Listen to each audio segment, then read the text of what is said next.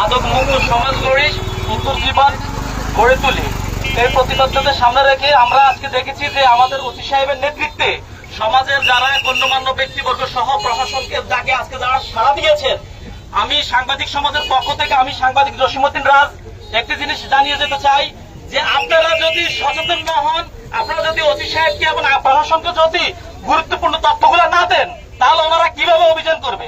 তাই সবার অবস্থান থেকে আশা করি এই মাদকের ব্যাপারে জিরো টলারেন্স। মাননীয় প্রধানমন্ত্রী তারেক রহমানও বলেছেন, এখানে আমাদের দুলে ভাই আছেন, এখানে মারগারের চেয়ারম্যান ছিলেন এমন ওসি মহোদয় আছে, ওসি তদন্ত আছে আরিফ মহোদয় সহ আরো অন্যান্য ব্যক্তিবর্গ। আসলে বলতেছি যে মাদকের ব্যাপারে, মাদকটা একটা সমাজ, একটা পরিবার, এমনকি তার জীবনও শেষ করে দেয় একমাত্র মাদকের কারণ। তাই মাদকের ব্যাপারে আমরা জিরো টলারেন্স দেখাতে চাই, সে ব্যাপারে খেয়াল রাখবেন।